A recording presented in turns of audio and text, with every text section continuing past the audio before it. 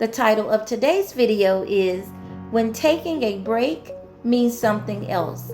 Meet Jim and Jamie. Jim and Jamie had been in a relationship for 3 years. They met during their sophomore year of college and quickly became inseparable. What started out as a friendship grew into something deeper. They spent countless hours talking, laughing, studying together, and dreaming about the future. Their chemistry was undeniable. They shared a love for music, dancing, bowling, traveling, and trying new restaurants. They could spend hours together and never run out of things to talk about. Before long, they were meeting each other's families and becoming part of each other's lives. Jim was attentive and thoughtful. He opened doors, remembered important dates, and often surprised Jamie with small gestures that made her feel loved. Throughout the day, they exchanged texts and phone calls, sharing stories, jokes, and encouragement. Jamie felt secure in the relationship. For the first time in her life, she believed she had found someone who she could build a future with. And Jim seemed to feel the same. They talked about buying a home someday. They talked about marriage and having children. Friends often describe them as being the perfect couple. From the outside looking in, everything seemed picture perfect. But sometimes relationships don't end all at once. Sometimes they unravel one thread at a time. Things begin to take a shift in their relationship. It started shortly after Jim accepted a promotion at work. At first, Jamie was proud of him. The new position came with more responsibility and longer hours. Naturally, Jamie expected him to be tired and stressed while adjusting to the new role. But over time, she began noticing subtle changes. Changes that were easy to dismiss individually, but difficult to ignore when viewed together. Jim started texting less. Calls became shorter. Date nights became less frequent. When they did spend time together, his attention often seemed focused somewhere else. Sometimes he would smile while looking at his phone and quickly lock the screen when Jamie walked by. Other times he seemed emotionally distant, as though he was physically present, but mentally somewhere else. Jamie repeatedly asked Jim if everything was okay, but he always had an explanation. Work has been stressful. I'm exhausted. I just have a lot on my mind. Jamie wanted to believe him. She had no reason not to believe him, so she did. Weeks turned into months, and the distance between them continued to grow. Then one evening, Jim suggested something Jamie never saw coming. He suggested a break. Jamie felt her stomach sink. A break? After 3 years together? After all their plans? After discussing marriage and children? The request made no sense. She asked him what he meant, and Jim explained that he needed space. He insisted he still loved her. He insisted he still wanted a future together. He simply wanted more freedom to spend time with friends and focus on himself. Although hurt, Jamie tried to be understanding. She didn't want to be controlling. She didn't want to pressure him. If space was what he needed, she would respect that. So she backed off. She called less. She visited less. She stopped asking for as much of his time. But instead of bringing them closer, the distance only grew larger. Conversations became surface level. The warmth between them faded. The effort became one-sided. Whenever they did talk, Jamie felt as though she was carrying the relationship by herself.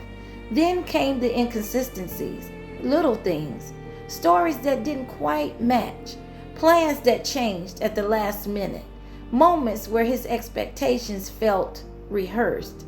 Still, Jamie fought against her suspicions. After all, this was Jim. This was the man she loved, the man she trusted, and the man she thought she knew. Still, there had been a few moments that made her question the reason for Jim wanting to take a break. So one afternoon, while visiting Jim's apartment, Jamie noticed a feminine perfume scent that wasn't one she wore.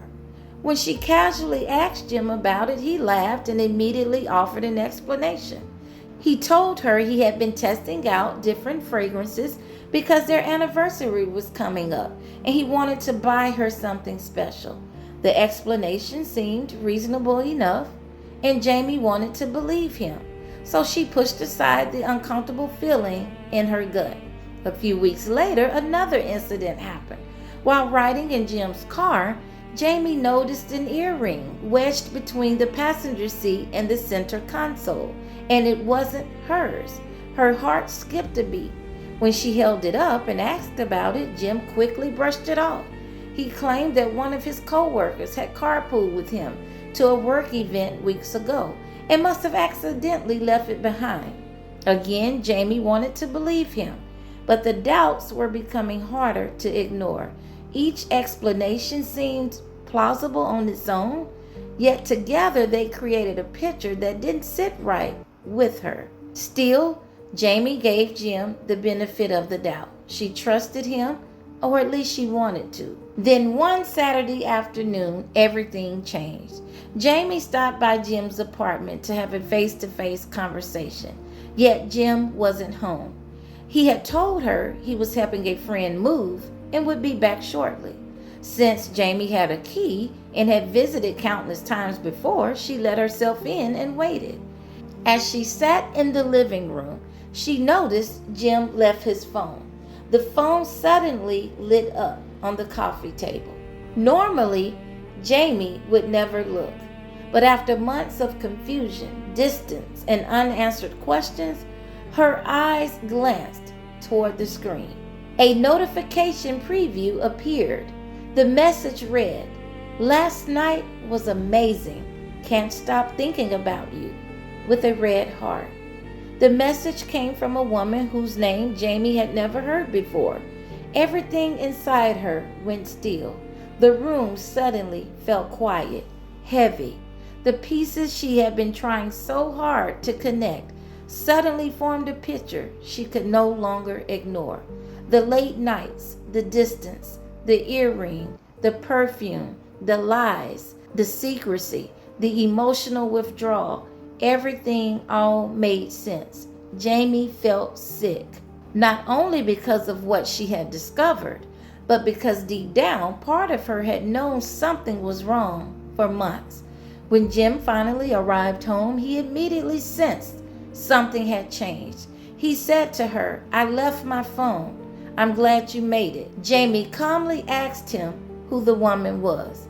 His face instantly changed. At first, he acted confused. Then he laughed nervously. Then he insisted it wasn't what she thought. The explanations came quickly.